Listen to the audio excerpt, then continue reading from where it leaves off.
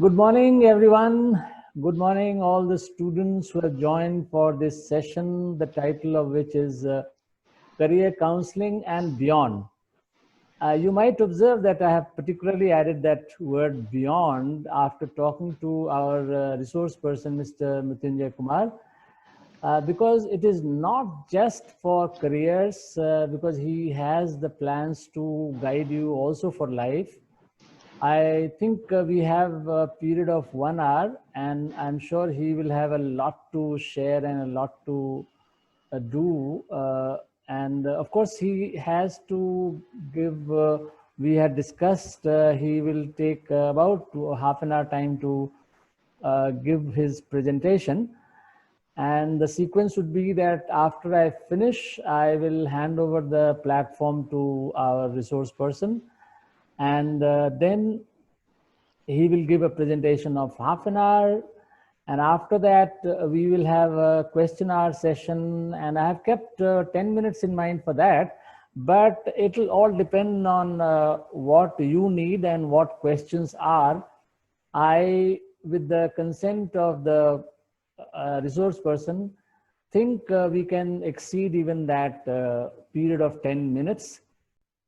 Our chief guest, the resource person, the guest speaker today is Mr. Mrityunjay Kumar. And I would like to introduce him by saying first that he is a technologist by profession and an educationist by heart. He's quite interested in learning and education and counseling, and not just career counseling, but also counseling for life. He's a life coach as well. He did his graduation from IIT Delhi in 1996. And from there, he started working with companies. And he has worked with such large companies like Microsoft. And he has also worked with several startups across three of the biggest economies of the world, like US, China, and India. And as I have already told you that he is very interested in providing guidance and counseling for careers and life. And he would like to help you discover your own potential. And that is what he has, the special thing in him. So without taking any time, I would like to hand over the entire stage to our resource person, our guest, our chief guest, our guest speaker, Mr. Mrityunjay Kumar. Okay, thank you, sir. Can you hear me okay? Yeah, it's very clear. Okay, let me switch on my video if I can. You can see me, right? Yeah. Okay, great. Yeah, so thanks. Yeah, thanks for that opportunity. So I think it is always a privilege to, talk to you as well as talk to the students. And you didn't say that, you were my teacher. Long time back. It is almost like, long time. I don't Yeah, want I to think I would think like to about that. add here that Mrityunjay, when he was towards the end of his school studies, and I was beginning my teaching career. So that was something interesting. I was learning to teach, and his was the senior most class, so I was always nervous in his class, let me tell you frankly. And he was one of the brightest students in my class. So it's good that we are meeting at a stage and at a place like this. Thank you for being here with us. Yeah, thank you, sir. Okay, so yeah, sir talked about lots of interesting stuff about me. I don't know how much of that will be relevant for you today. So what I wanted to do, and when I was talking to sir, I said, hey, I have actually attended lots of these career counseling sessions, both for school level, college level, in fact, in the working professionals also. And one of the things I really don't like about that fact is that people will come and give you prescriptions. It's almost like a doctor. You go to the doctor and doctor will tell you, okay, take this medicine, everything will be all good. Unfortunately, careers do not work like that. So I never liked the idea of what schools call career counseling. So that's not my cup of tea. So I told sir that what I want to do really is not talk career counseling in the career counseling sense, but really talk in terms of life, and talk in terms of, hey, you are in control. Nobody else is in control. You are in control. And I think at 11 and 12, you are at a stage where you're becoming an adult. This is the time where you actually start behaving like an adult. And career choices are very, very long-term choices. I'll talk about it in a few minutes. But that is the important piece that I want you to walk away with. So if you don't take anything else from this session, I hope you do. But even if you don't take anything, just take this. This is all about you. It is not about your parents, frankly. It is not about your teachers. It is not about all the well-wishers around you. I mean, I remember when I would go back to my small town I come from, and I would go back after I was studying in IIT. Even after that, I'd go back, and people will come to me and say, "Hey, Bhaiya, how do you get into IIT?" It's that is not important. What is important is what you want to do. Do you want to get into IIT? Why do you want to get into IIT? What do you really want to do? What are you good at? I saw some questions that were submitted, and somebody had, "Hey, I'm good at art, but I don't know what to do with it." Right? Those are the right questions to ask. Okay, what can I do with the strength that I have? What can I do with the passion I have? And not necessarily chase somebody else's dream. Even my dream was not IIT, just to be clear. My parents' dream was IIT. I just happened to be there. And good thing about career and life is so resilient that you go through things and you get things done. I mean, right now, when Sir said, "Hey, education is at heart," I mean, in an alternate life, probably I would have been a teacher. Who knows? So again, so lots of these things happen. So that's why very important that you take control of your career and your life. That's what I'm here to tell you. So please take that away from that perspective, that I'm not going to give you recipes of somebody said, "Hey, I want to get into those kind of colleges. What do I do?" Sorry, I don't have a recipe. What I can tell you, Google is there. If you don't find it in Google, it does not exist. As simple as that. And nobody knows more than Google. Just do it. What is important is once you find lots of knowledge, how do you decide? That is the hard part. And that is where you need to focus on. That's where you need mentors, teachers, guides, coaches who can help you think better. And I think, again, I keep coming back to this. You are an adult. And even if you don't feel like that, you are an adult. In a year or two, you will go out, live your life on your own. So start thinking in that way. Career is very, very important. You cannot leave it to others. Right? So what I wanted to do today was I have a few slides. I'll go through them. They will look nice. They may not mean anything to you. I have presented a similar version to multiple people, and depending on what their mental setup is, sometimes they feel like, "Hey, what is this? This is all gyan, it's useless." Sometimes some of the people have connected and then they have reached out to me later on, and I'm always happy to connect with anybody and talk in more detail. So it all depends on, it could be a hit and miss. So just pay attention to what I will talk about. Don't try to remember too many things. Just try to see, does it connect? If I present 20 slides, if 2 slides connect to you, my job is done.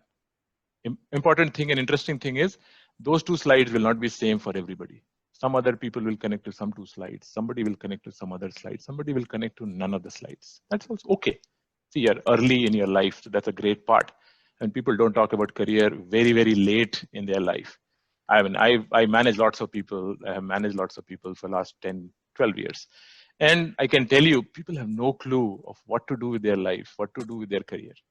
So it's great that you are actually thinking about it. The question is, are you thinking about the right things? I'm hoping that I can trigger at least one such thought. So that is the goal of the slides. What I want to do is I'll quickly finish through the slides, and then I really want to take questions. So there are a few questions that I can just take them up, or if people are here, they can ask those questions. But if you can type your questions or speak up, unmute, either way, that will be the real way in which you can probably get some more tangible stuff from me. Otherwise, it may end up being just a gyan that I'll throw out at your way. You may understand it, you may not understand. So with that caveat, let me start sharing my screen.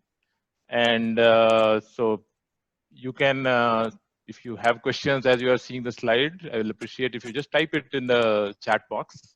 I assume all of you have access to chat. And then from there, I'll pick those questions at the right time. I may break in between, or I mean, I have a flow. I'll try to finish the flow, and then I'll take it right after that. But feel free to type in the chat as you see fit. So let me share my screen. Sorry, lots of things will be going on here. Okay, so one thing I can promise you is there will be lots of pictures because I hate slides without pictures. So I have too many pictures probably. So hopefully you can see my screen. So, and I have dual monitor, so you may feel weird that I'm looking somewhere else and talking somewhere else. So pardon me for that. So really what I want to talk about is career success and happiness. And again, happiness is a very, very fuzzy thing. So different people feel differently. Success again is a fuzzy thing. So we'll see how whole thing goes. So again, so as sir said, I studied in DPS. I also went to IIT Delhi. I went to Foster School of Business. This is University of Washington while I was working in US. So is that me? Am I defined by any one of these? I mean, some of you, if you have seen LinkedIn profiles, or some of you might have LinkedIn profiles if you're advanced. So you would see LinkedIn defines you in a certain way. Are these the things that define me? Or are these the things that define me? In my first 10, 12 years of my career, I worked in lots of companies, as sir said, large companies, very small companies which closed down. In fact, I have the track record of I have joined all the startups which have closed down. So it is like not something to be proud of, but that was the state. Then I went back to India after spending enough time in US and China, and then said, okay, fine, I want to do something different with my life, enough of all this technology.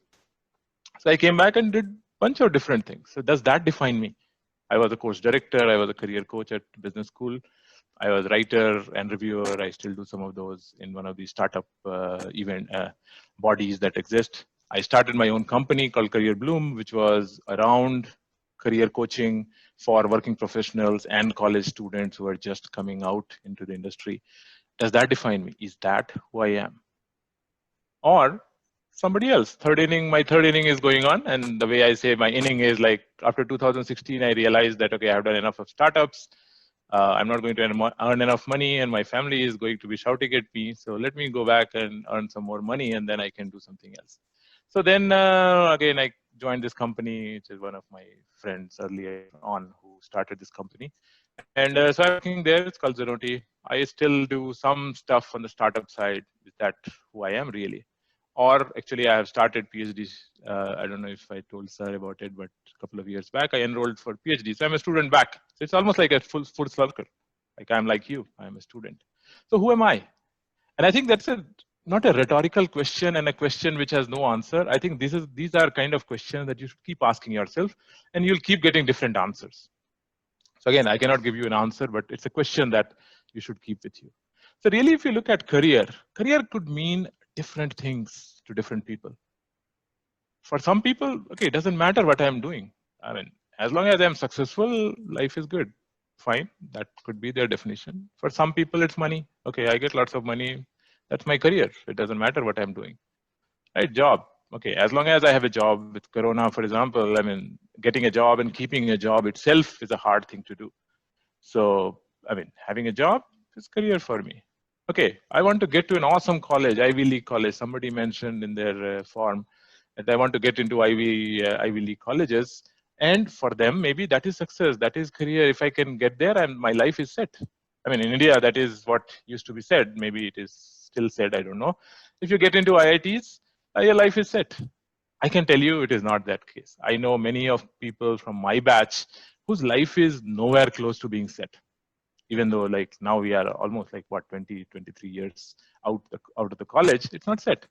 But yes, I mean, that is some way people can define, okay, I want to go to US, UK, Australia. That's career for me. If I go there, that's career. Yeah, fine. For some people, that could be the case. Fame. Yeah, lots of people want to be famous. If you get lots of money, maybe you'll get famous, or you may be famous but have no money. So it's not like you'll get all of these things, you'll get some of these. Dreams. Again, for many people, career is dream. Okay, I dream something and I want to chase that. And I want to make it as a career. Some people, that is career. Great. Happiness, again, very hard to define. But when you get there, you probably know you are there. But if you slip out of it, sometimes you don't know why you slipped out of it. And so lots of people spend time in figuring out what is happiness. But If I'm happy, that's great career for me. Yeah, that's a great definition. And again, just to be clear, it's all about life. I definitely feel career and life, you cannot separate them out. You cannot say I have a successful career but a miserable life. Unfortunately, lots of people are in that state, but that's what you need to avoid. Career and life have to go together, right? So anyway, what is important is you. What is important is, what do you think? It does not matter what others think. It is all about you, right? So that's where you should start. That's where you should continue to be. Don't deviate. So one thing to keep in mind, which lots and lots of people forget, even though it is there, career is a very long-term game. It is not like a 1 year, 2 year. Lots of people go to college and think, oh, as soon as I get out of the college, I get into a good company, my life is set. Okay, I'll take the job with the best possible salary. That's a very wrong way of doing it, right? It is, you're just trying to maximize something which is for 1 year, 2 years. What about the 50 years, next 48 years or longer, right? I mean, the way our lifespans are increasing, by the time you guys will reach, for all you know, at the age of 60, 70, maybe we'll become immortal the way science is moving. So which means there is no end. I mean, you can keep working.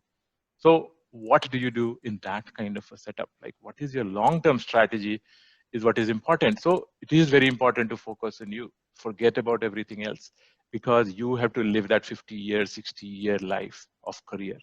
So it is important what you think. The first step towards that, and again, these are very high, what do you call it? These are high flying stuff. I mean, you can mean, it can mean something, it can mean nothing to you. But as I said, these are just hooks that it's like, I'm throwing them in like a river. Some fish will catch some bait. I don't know which one you will catch, but please catch at least one. If you don't catch any of these, please, yeah, ping me separately. I really want to figure out and I can really help you. But know your authentic self. I can tell you, I have met lots and lots of people because of my career coaching job that I was doing as my startup, as well as, of course, I've been managing lots of people across these multiple countries. I can tell you, I have seen thousands and thousands of people and their career. Lots of people do not know themselves. They don't know who they are. They don't know their strengths. So really, there are 5 things that you have to figure out. What are your strengths? What are your weaknesses? What are your interest areas? What are your areas that you are really passionate about? And what are the things that you can be excellent in, right? So you may be good at some things, but there are very few things that you can be excellent in, but knowing those. People don't know, because if you know your weaknesses, then you can work on it. If you don't know your weakness, then okay, fine, it will be a blind side, and someday something really bad is going to happen because you didn't even know you are not good at something and you didn't spend time in bettering yourself in that area. Right? So these 5 areas, just you have to focus on so that you can know yourself, your authentic self, your honest self, not what you think you should be. You should know who you are. Right? That's the authentic self. Then you have to define yourself. See, you could be, okay, you have 20 strengths, you could have 18 weaknesses. You can have like 5 areas that you are extremely good at, you're excellent at. And there are 2 things that you're really passionate about, right? You want to be a lawyer because you want to save this country from all the bad things that are happening, right? If you're really passionate about it, that is what you should define. Okay, here is who I am. You write it out. You literally write out. Write about yourself. Define yourself based on all these 5 things that I said. You should also define what success means to you. I can tell you there are so many people out there who are very eager to define what success means for you. Please do not let them define it for you. I mean, sir is here, but lots of teachers out there tend to define that success for you. Beta, if you do this, your life is set. They are defining success for you. You can listen to them. They are elders. Be polite to them, but please focus on yourself. Your success may not be what is being told to you. So define what success means to you. Again, lawyer example. If you feel you want to be the lawyer, you have to define what success means to you. Right? Lawyers come in all shapes and sizes. Right? There are lawyers who make lots of money. There are lawyers who go to jail, like Prashant Bhushan. Right? There are lawyers who like become politicians. Right? What does success mean to you in that context? Define it for yourself. And again, just to be clear, you are at a stage where even if you define all of these things, there are still lots of 10 years later, 5 years later, you may come back and change it. That's fine. But at any point in time, it has to be a definition that you have created for yourself. It's not something that somebody else has created. That is the important part. You have the right to change it. Of course, in a reasonable way.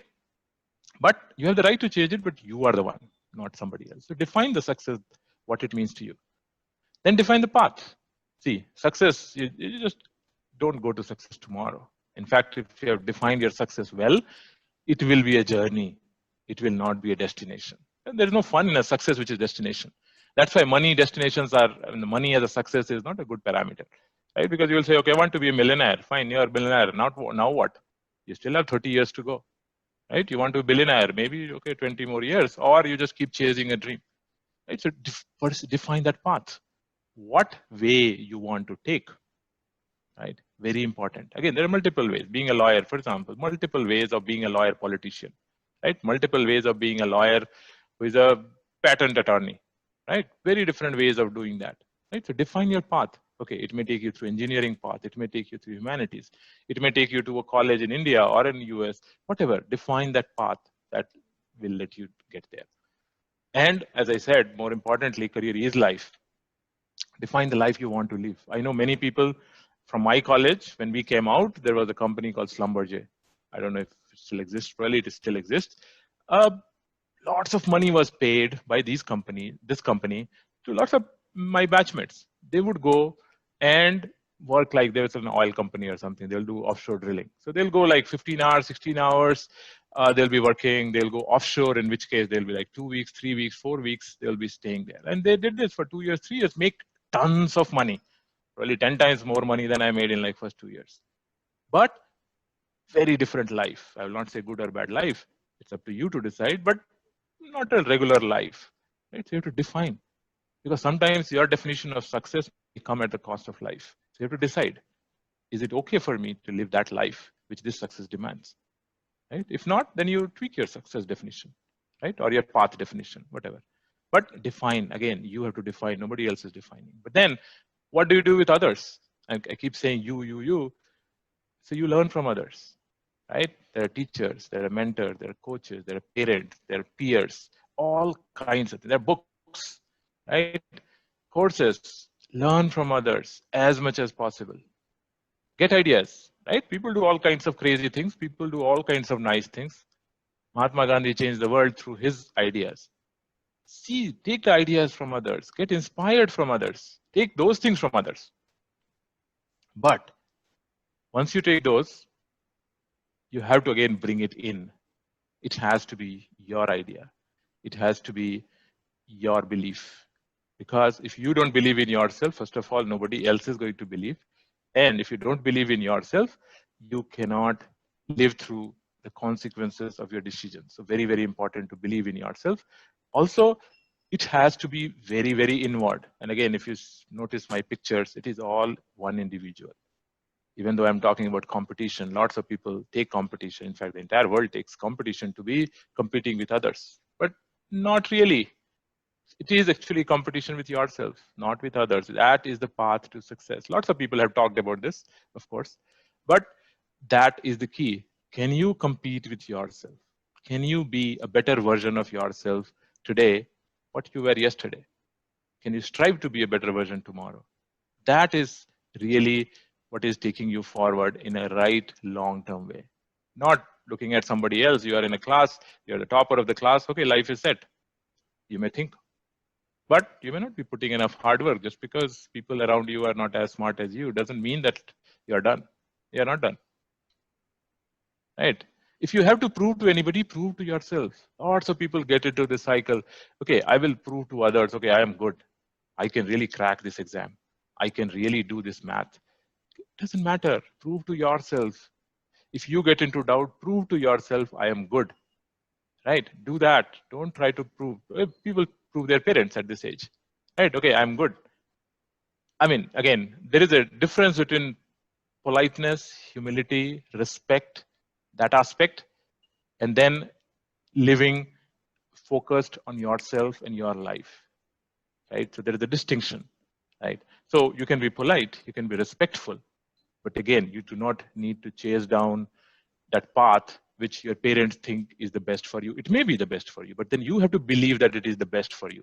Not your belief cannot be that excuse that, okay, my parents feel it is the best, or my teacher thinks it is the best, and hence it must be best. No, that's not right. You have to believe, right? So prove to yourself, not to others. Make your own decisions. In career counseling session, for example, people come and ask, okay, what is the best way of becoming a great software engineer and maybe become one day like Bill Gates? Somebody will come back and say, you know what? Okay, go to that college, do this, do this, do this. You will be there. It's all hogwash. Please, please do not listen to any of those. It has to be your decision. You have to figure out. So you can listen to them in terms of inputs. Maybe you learn something from them. Maybe you learn from a school. Maybe you learn from a mentor. But you have to decide. You have to figure out, this is the college I want to go to. I want to go to Delhi and pick a college and study there. Or I want to take a break and prepare for that engineering exam that I feel I want to take because this is my life. I chose my path and I want to do the best there. And I feel the best is wait for 2 more years. I'll doubt that. But if you feel that way, then do it. But then you live with the consequences. You take 2 years, for example, same example. If you take 2 years right now, prepare for that exam, and then maybe you get into that thing, you are already 2 years behind in the whole career, right? You have 2 less years of that 50 years or 60 years. You have now 48 years, right? 46 years, whatever, right? So you have to, those are the consequences to those decisions. But it has to be your decision. You live with the consequences. It's very easy for kids at this age to say, oh, my teacher told me this is what needs to be done. I did it. Now what can I do? Or my parents said, hey, beta, you should be engineer. Or beti, you should be doctor. Right? And I tried it, happened, didn't happen. Okay, what can I do now? It's not your decision. And then you're so willing to blame somebody else for it. It has to be your decision so that you can live with the consequences, learn about better decision making, and then continue make better decisions. Right? The life is all about making those decisions. So as I said, once you know your authentic self, stay your authentic self. Because right now it may still be okay, even at 11, 12, it starts becoming a problem. But as you get into college, that will be the first big hurdle where you will see somebody and say, man, that is the life I want to live. Please don't do that. Again, learn from them, get inspired from them, get inputs from them, get ideas from them. It's all good. Okay, that guy is a guitarist and okay, this is what I want to be. Fine, that's an input. Now you go back and look at it. Okay, what was my strength? What are my weaknesses? What are my excellence areas? What are my passion areas? What are my interests? Does guitar fit in there? If it does, great. Maybe yes. Otherwise, maybe not. So you have to be your authentic self, not somebody else's self. That is the problem that happens in college. Then you go out, you go and work and do whatever you want. All of those places, you'll get into trouble. Right? Ultimately, the goal is really to be the best that you're capable of, because you're capable of way more things than what we end up being. I mean, if all of us could just realize our potential and realize in like 2 ways, realize as in understand what it is and then make it real, we will all be way beyond what we actually achieve. So just be the best in that dimension, right? And more importantly, as I said, career is a very long path. Lots of people think in this way. I don't know. I mean, my generations of movies are different than probably your generations of movies. There was a movie called Zindagi Na Milegi Dobara. And the guy says, okay, fine, I'll be making lots of money till the age of 40, then I'll retire, then I'll enjoy life. It doesn't happen.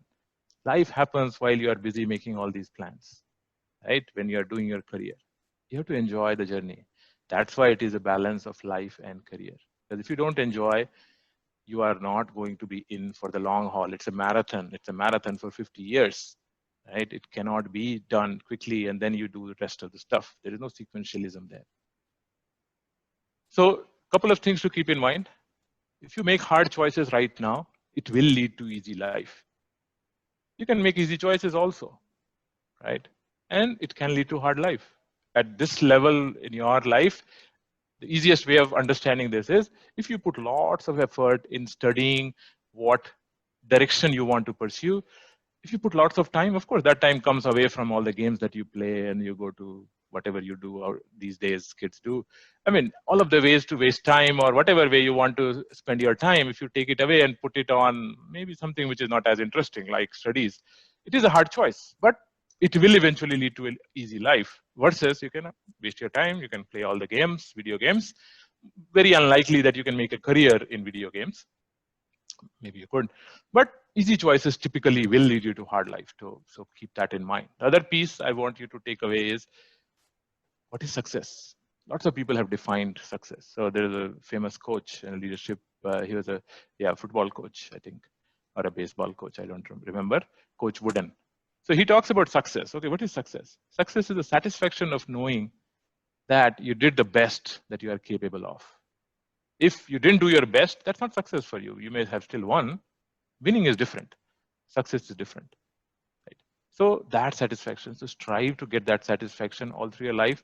And I think all the other things will just come through. Because if you are excellent, if you are awesome, all the other ways of measuring that people have of money and fame and job and this and that, all the things come. But the reverse is not true. If you chase money, excellence may not come. But if you chase excellence, money will come. Right? And again, will come in 50-year window. Not like, okay, I'll chase excellence today and I get money tomorrow. Maybe, may not be. Right? So you have to give it enough time. Okay, enough of this long-term gyan. There are lots of stuff I can keep talking. I thought I'll just give you some triggers. As I said, hopefully at least some of these slides triggered some things in you. So somebody had asked, okay, what are the skills? So quite some time back, I think 2012, 2013, when I had come back, I started putting together this. Somebody asked me, okay, what are employability skills? And again, I just hate these kind of terms. So instead of thinking about employability skills, I started thinking about what are the life skills that people can do. This was a college that they were setting up and they wanted to set their vision and those kind of things. So I started writing some stuff for them. But then these 10 I kept with me, because this I feel is really life skills. I mean, right from the school days, if you can focus on being good at these, and these are all lifelong things. I mean, it cannot be that, okay, now you're done, you learned it. Never happens. Right? So collaboration, it's a lifelong thing. Right? Collaborating with difficult people is much harder than collaborating with easy, like-minded people. Right? So how do you collaborate? Humility, innovative problem solving, positivity, perseverance. Right? When you get into life, in office, for example, if you go to a job, perseverance is key to success. Results excellence is key to success. Not just doing stuff, but then actually getting results is very important. Right? Strong self-belief. There are all kinds of people around you who will tell you that, you know what, you're not good.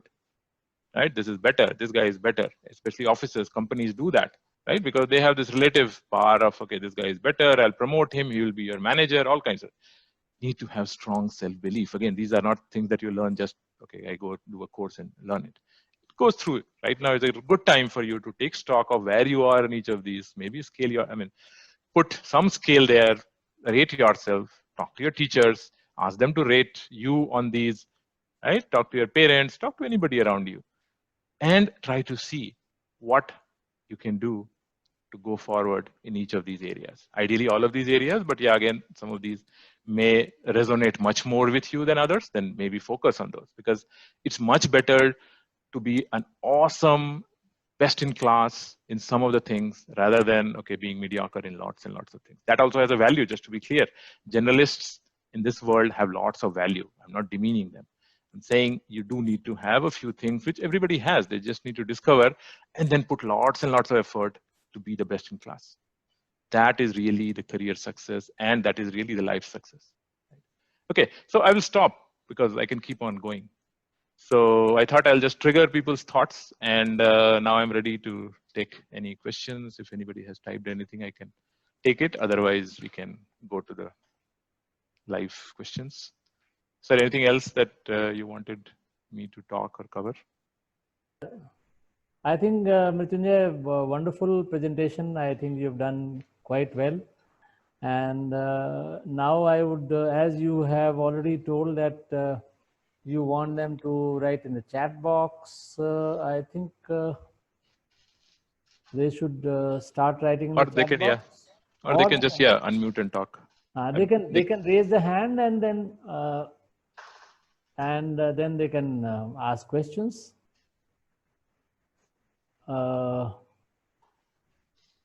So everybody, I think you all have listened, and yes, Priyanshu, you have a question and you do.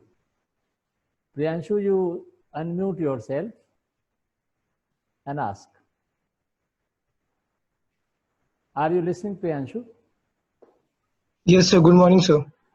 Yeah, Sir, I'm doing PCM, and to choose the best field for me, I should know the possible fields which are available, and the most common ones are engineering or the defense. But I don't know any other possible fields after PCM. So can you please tell what are the possible fields after PCM except engineering and defense? Well, I think PCM, see, one of the good things about PCM is that it sort of sets you up for lots of very interesting things. For example, PCM, because of the fact that it has maths and science, it really gives you that analytical skills. It gives you some of those abilities to evaluate things better, hopefully better decision making. So that sets you up for lots of things. Engineering is, of course, the most direct way in which you can get in, right? You can give an entrance exam and then you do something. Or defense is, of course, one. But engineering gives you the real engineering, the science side of it. PCM gives you science side of it, right? Science is there, physics, chemistry, maths, whatever you are studying, you can go ahead and do the graduation. The important thing is to figure out, okay, what do you really want to do? For example, do you want to work in NASA? Right? Why would you just be an engineer? Or what will you do after engineering? Engineering is just a study, right? Right? What you want to do is more important. So if you feel that, hey, I really want to innovate and keep innovating, okay, that opens up a few more things for you. For example, it can say, okay, fine, you can join BARC or ISRO or some of those places, but for that, you need to study pure science, right? You will not go into engineering. But again, at the same time, good thing about all of these paths is you can become an engineer, and lots of people do engineering and then they go do MBA, right? Now, if you ask them, maybe they can do graduation and then do an MBA. Probably they'll reach the same path. So the important thing is to know where you are going. I can tell you, you can actually, after PCM, you can go pursue standard graduation. You can do liberal arts. You can go take a mix of, there are lots of newer colleges that are coming like Ashoka University and a bunch of these places, which do these liberal arts courses where there is a mix of science and humanities in a certain direction, right? For example, poll science, right? All these elections happen, right? How do you analyze the data? Data science. Data science is not only about science.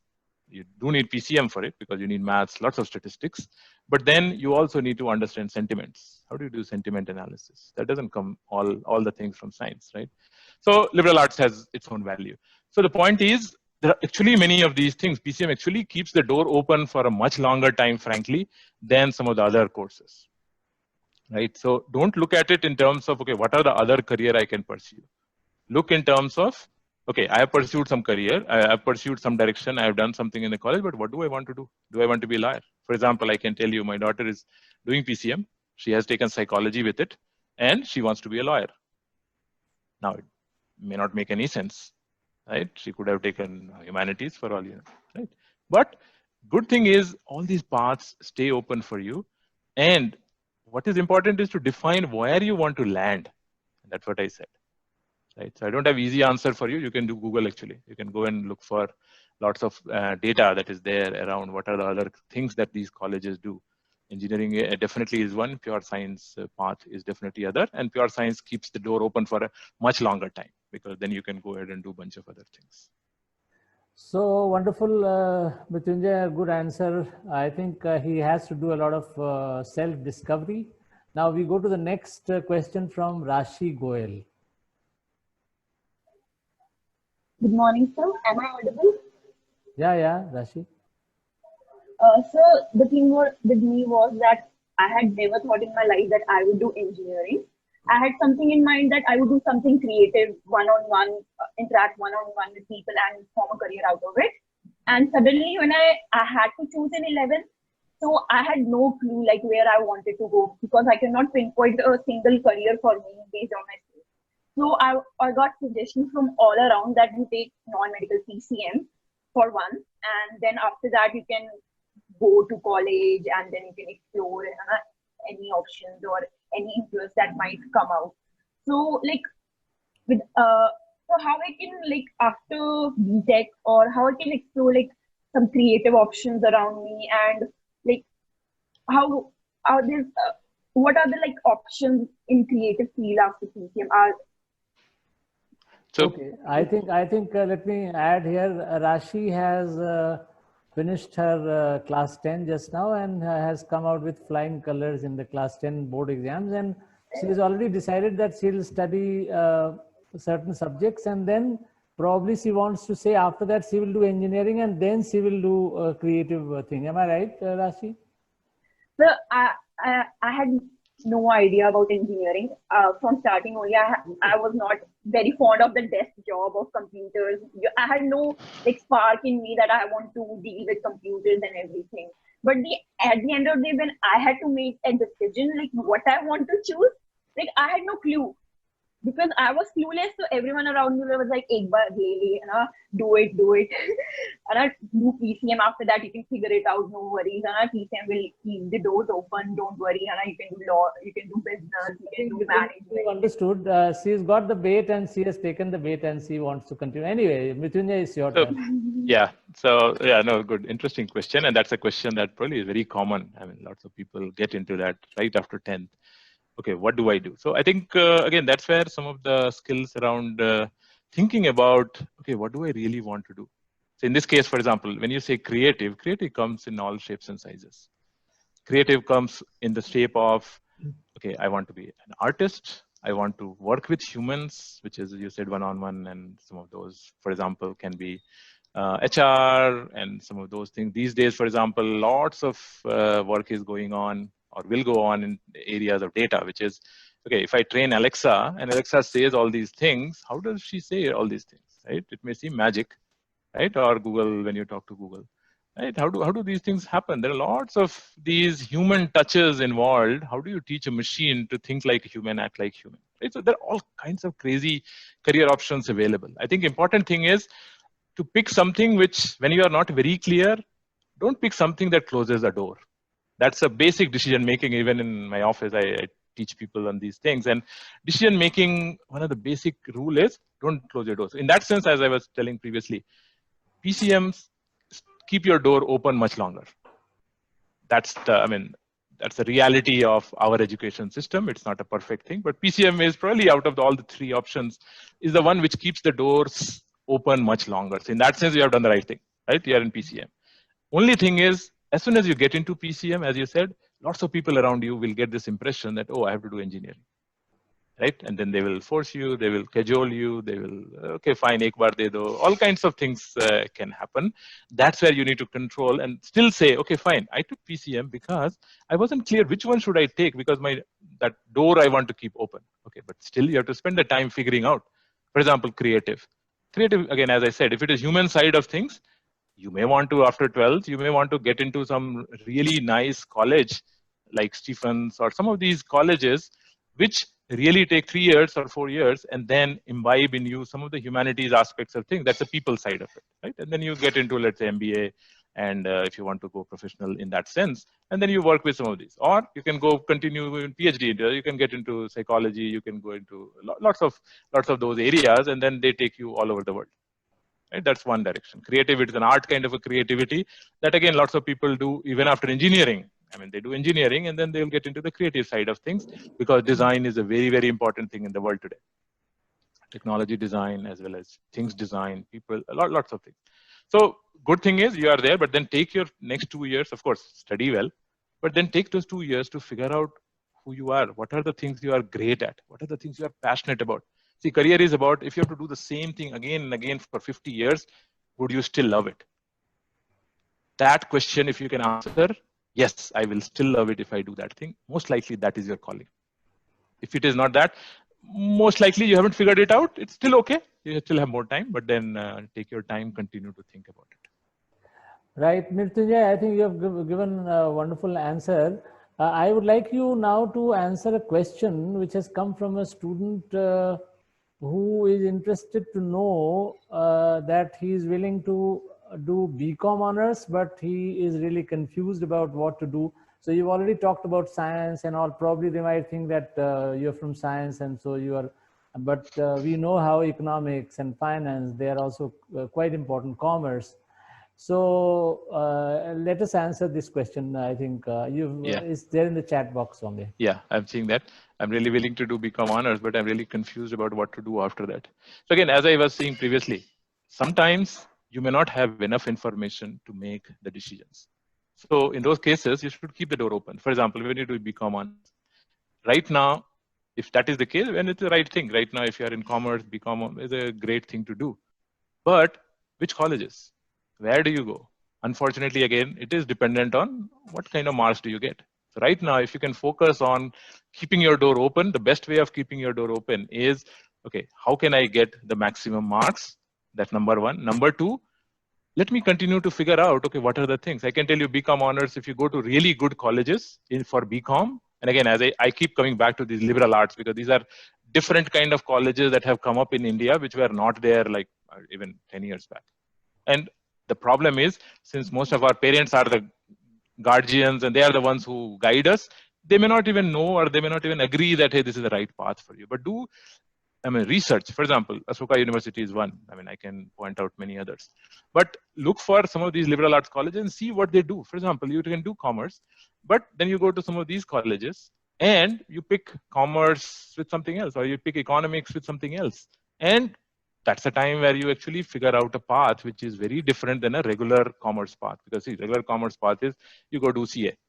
That is a traditional path that lots of people have taken. I have my own reservations about that path, but that is a common path that is always there. But the question is, can you innovate? Can you align it with, okay, I'm good at something else. Maybe you are good at something very random, very different than what you are studying right now. Can you connect them? I can tell you, if you can connect something truly differentiated from commerce and connect it together, think about it, research somewhere, you can find a niche for you, which will be very unique. And in this world, niches sell. General things will sell, but not that much. But if you can create a niche, there will be a job. 20 years back, that was not the case. When I was graduating, really people wanted engineering, doctor, nothing else, because there was nothing else to do. People didn't know. Now I can tell you, you give me any combination, I will find a job for you. That I can guarantee anybody. So important thing is to figure out what are those combinations, which if I keep doing day in, day out for 50 years, I would still love it. Right? If you find it out, awesome. Commerce is actually a great path. You look at the economics Nobel Prize winners and all of these guys, I've been reading their books. And it's like, that is what is going to save this world, if there is anything that will save this world. Right? Science is going to save, but most likely science is the one which is going to be the culprit when everything finishes and maybe God or somebody else looks at it. Okay, what happened? Most likely some scientist somewhere will be there to blame, and a politician, of course. So yeah, so there are lots of things to actually pick and do. So commerce is a great thing. Just figure out how can you get into good colleges of BCom, and some offbeat colleges like liberal arts colleges are the ones that I would recommend you research and figure out them. I think the chat boxes will give you quite a few. Okay, let me just go down. Nehmat, third. And okay, which stream should I choose to become IAS? So first of all, IAS does have these topics, right? These subjects, a very large set of subjects. So you can pick anything. So if the goal is to become IAS, then yeah, the important thing is not, okay, which subject I pick. Important thing is, okay, can I really study in a way, and I have studied right from now in a way or in college so that I can actually prepare for it. Of course, there are lots of, if you Google, you will find there are lots of comments on, okay, which subjects are easier, which subjects are harder. When I was, when my batchmates were doing these exams, they had this, engineering used to be very easy at that time. And then over 5 years, they made it so hard that no engineers could get in. Engineers still get in, but it became harder. So there are all these easy and hard kind of thing, but at least frankly, at this level, you should not worry too much about easy and hard. These are all relative in people's mind. If you are really good at your subjects, I think you should just go for it. But again, at the same time, IAS is not the end. IAS is a job. It may seem very lucrative job. It may seem like the best possible job in the world. It still is a job. You have to spend, if all goes well, 30, 40 years being that IAS officer. What are you going to do? Right? Do you want to be the one who changes the education system of the country or that particular region? Do you want to be the one who impacts the healthcare in that area? Do you want to be the one who just wants to make money?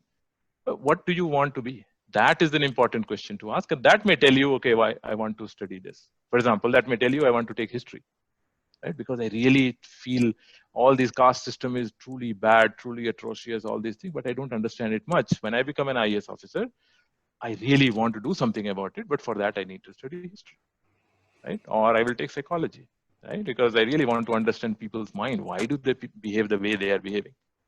Right? You'll read the news. Hopefully, you're reading the newspapers.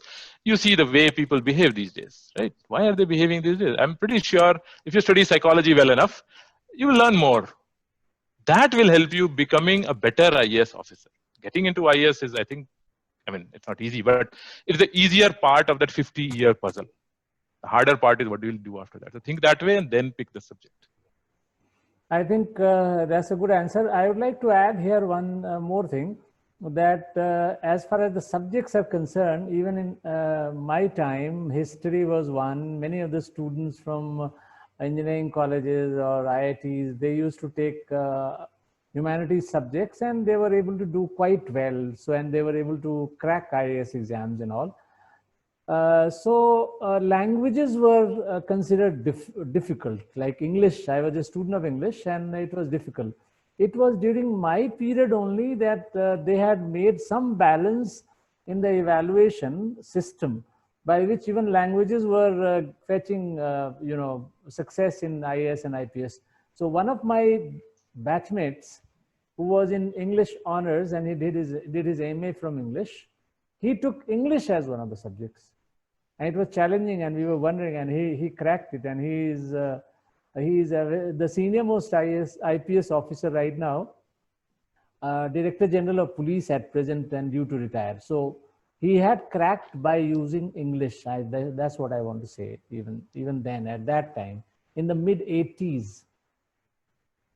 Yeah, all subjects. Okay, I'll take the next one here. So I developed a good interest in aviation. I basically know what I'm going to do after 12th. I have the whole plan, but I want to know, is there a scope for aviation? Okay, so yes, this also comes very commonly. Is there a scope for what I want to do? I can tell you, take it from me, as I told you, right? You give me a combination, I'll show you a job. Everything has a scope as long as you are good at it. And again, good is focus on your personal best. Are you really putting all your energy into it? Are you really putting your time being better than what you are? But if you're really good, aviation of all things will have scope. It will have scopes in different ways. See, you see aviation, I don't know how you see it. Aviation, you see, okay, planes flying.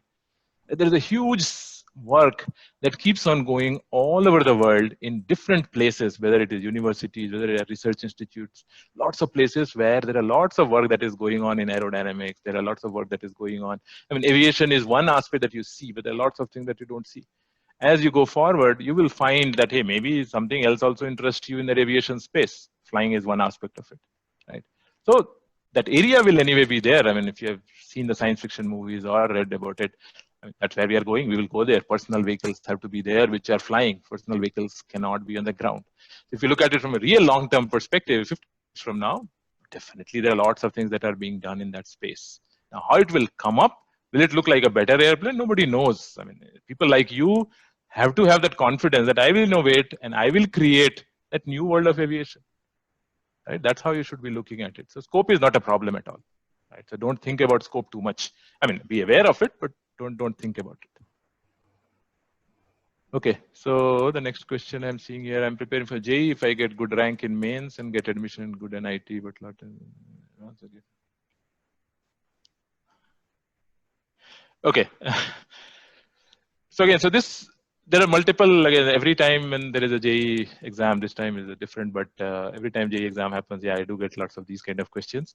So again, if you Google, there are lots of IIT professors who have written a lot about this topic, right? Because this is sort of, you can define it scientifically, this problem statement, that, okay, should I go into an institution or should I go into a course?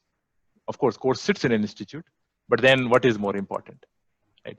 And different people will have different opinion. What I will tell you is the criteria you should use, right? So for example, if you pick an IIT, now there are so many IITs that IITs themselves now have started having the gradation. Earlier, we used to have 5 IITs when I was studying.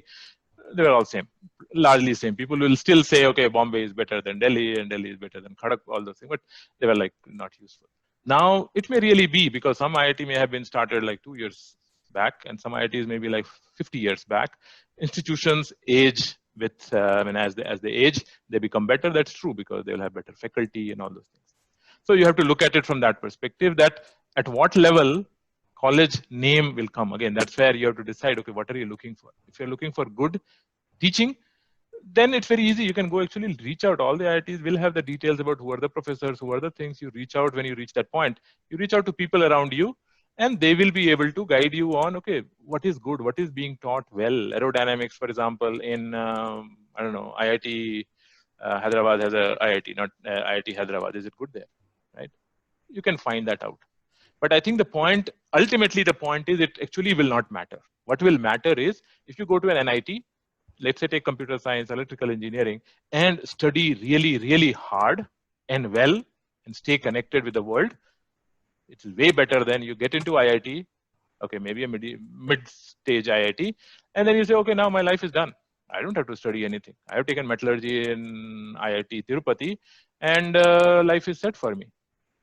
Nothing is going to happen just because you are in IIT now, right? So be careful from that kind of a sense. But in general, I would say, if it is like you are getting all kinds of mid-level IIT, without any other data, maybe getting into IIT is better, because you will have better access to resources. You will have better access to faculty. Better access will be there. So access will be important in IIT, and so that way you can go. But otherwise, I would say do more details.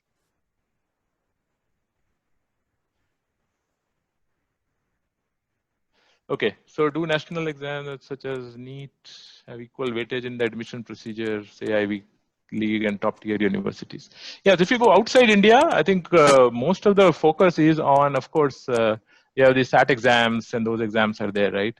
So you will have to give those exams, but then a lot more weightage comes on what have you done in your life, right? What have you done? Have you done volunteering? Have you done, how has your life, how have you made the best use of the resources that have been given to you?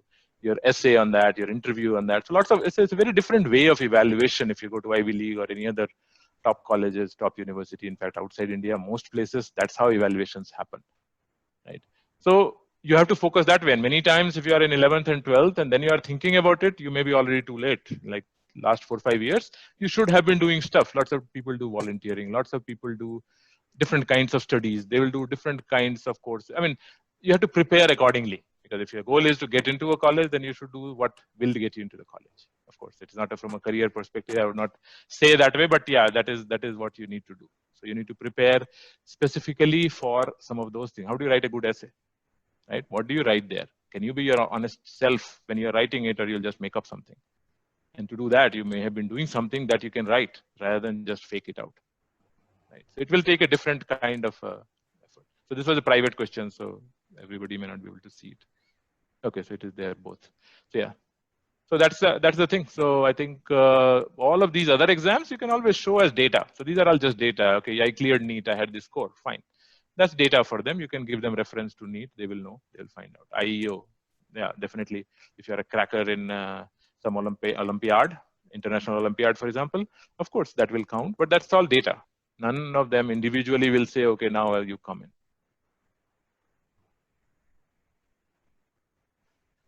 Okay, so next question is branch. We can choose what?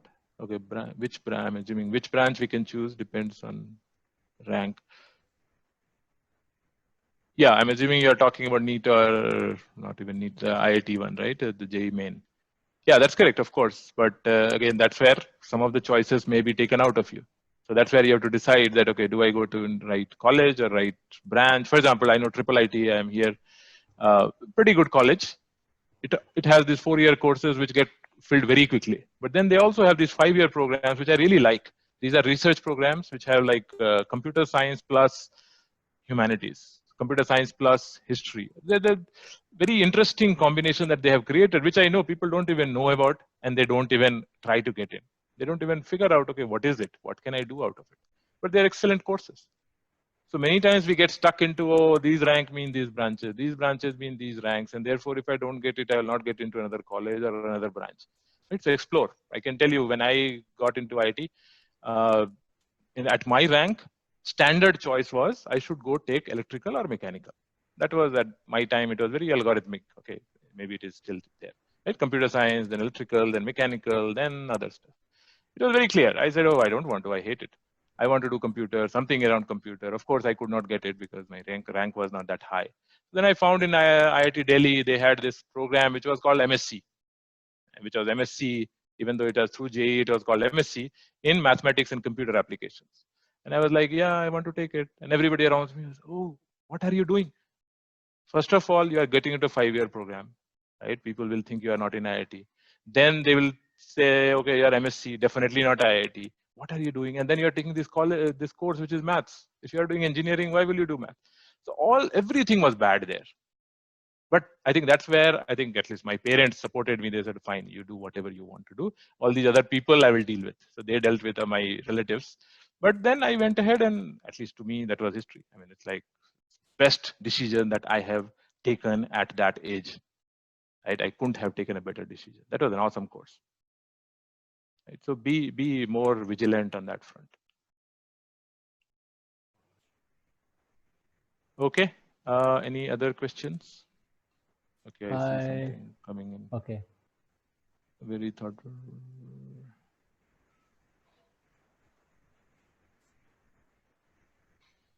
Yes, thank you. A question that I really can relate to, because I really want people to think in this way. Not the first part of the question, of course, but the second part of the question, that what can I do, right? Don't think about what others are doing to you. But so yeah, so actually there are many things we can do. So as students, we do lots of things, right? Just reflect. If you can take every week, every month, whatever time it is, just reflect on what have you been doing. I can guarantee you that you will see there are spots, there are times where you were very happy, right? Or you lost track of time. Most likely those are the things, whatever you were doing, whichever way you were doing, they are the areas where your strength, excellence, passion lie. You may not know it, but that's an area. So now you have zoomed in from the whole world that you have and then into a small piece. Right? Then there you can start thinking about, okay, what is that? Okay, I was drawing something. Was that my passion? That's why I was happy. No, it wasn't drawing that was making me happy. Maybe I was drawing nature. Nature was making me happy because otherwise I get too crowded in school, for example. Right? So you have to go deeper, but you at least try to zoom in. Right? Similarly, reverse is also true. If you hated something, of course, students hate lots of things. But if you really, really hated in your gut that, hey, I didn't really like doing this activity, then it's entirely possible that you are working on an area which is your weakness. So you identify that and you do something about that. Right? The other part to keep in mind is many times students do not expose themselves to lots of things. So what I'm taking work only when you expose yourself to 100 different things. Then you will expose all the things, all the faculty that you have, and then within that you can pick. But if you don't expose yourself, you go to school, you do just study or do whatever you do in the class, maybe hate it. Then come back to home, watch some TV, eat your food, go to sleep, use your phone and play games or chat with your friends. And if this is your life, there's no way to find out, okay, what is it that I'm passionate about? So you have to create those opportunities. So you go travel. Now, of course, you cannot travel right now, but you can go virtual travel, right? You can go read about places. You can read books, right? You can do other things. You can do different things that will expose you. You read a book about education system of this country and you feel so bad about it. That means there is something in there which may be your passion area or an interest area. Right? Or you read about creative art or how people make movies, how Shah Rukh Khan makes all these grand movies or how Hollywood makes Pixar movies, right? And you get so excited by it.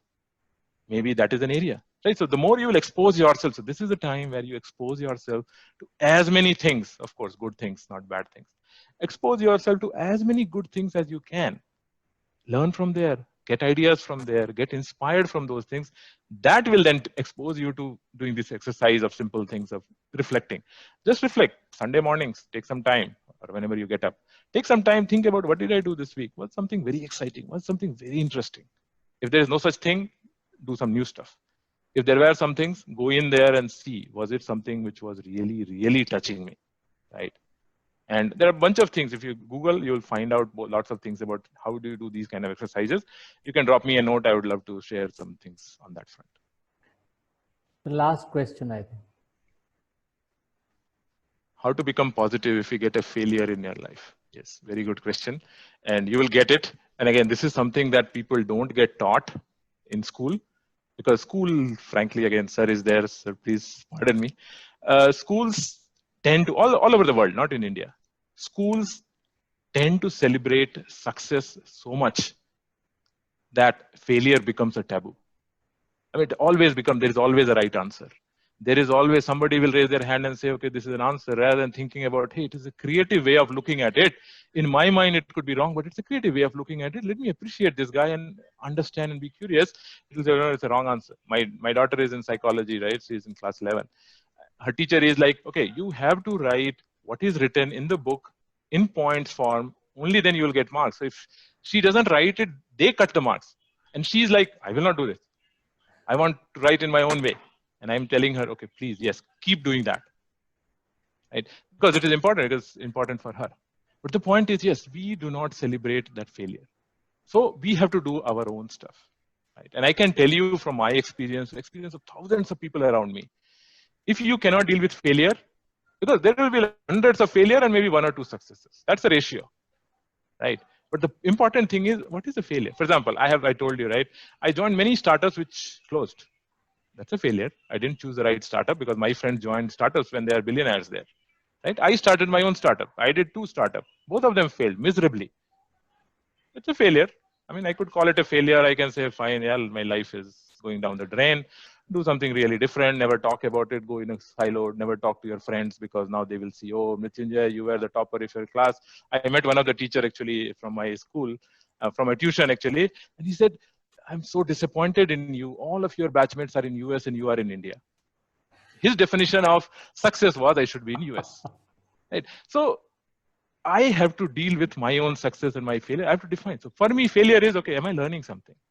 And again, it may seem very bookish, but that is true. That is how you have to train yourself. If I'm learning something, it's great. I mean, I learned a lot from my failure of 9 months of doing that startup that I did. I learned a whole lot in doing consulting, and then I didn't do a good job in consulting. And I learned a whole lot. And that is helping me doing whatever I'm doing. I'm doing my PhD. All of my learning of 25 years, I'm applying, and hopefully I'm a better PhD student. And my professor really feels good about having me as a student than some of the other PhD students. That is success. That success was built on all of these other things which were really failures. So it's a mindset. You have to decide that, hey, what is failure? And again, there are lots of nice quotes out there. Read some of those about failure. Failure is all about learning experiences. There's nothing called success or failure. It's all a journey you keep doing. There are milestones, some other people may call success, some may call failure. Right? For me, something is success. For the same thing, for my teacher, it was a failure. I feel good that I am in India. I left US, came into India because I wanted to do something for India in India. That is success for me. Exactly same thing is failure for my teacher, right? Because he thought, whatever. So be very, very clear. There's nothing called success or failure. It is just milestones. Just deal with it. So, Mrityunjay, I think this was the last question, and we already have exceeded the time. Yeah, that's okay. Of course, we began a couple of minutes later, but already it is 11:20. And I'm sure the students have got a lot many inputs and a very enlightening presentation, and your interactions and your answers they will take home, and I'm sure these would serve as triggers for them, and they should generate new ideas, and they should be able to discover themselves in a new light which you have thrown to them for them to see. So thank you so much for sparing your valuable time and speaking and presenting and answering so passionately about careers and life and about all those things. Yeah, thank you, sir. And again, if anybody else has other questions, feel free to send me, or maybe send it to sir, and then he can always forward it to me. I always like to interact with people. So you can give your email, I think, if that is okay. Yeah, I can write so that they can directly approach you if they want. Yes, I just typed. Oh, I don't know what I went to somebody privately. Hold on, everyone. Yeah. So just feel free to write me a mail. Just give some context so that I remember who you are. You can write in the chat box, I think. Yeah, I just wrote it. Yeah. So thank you so much. Yeah. Okay.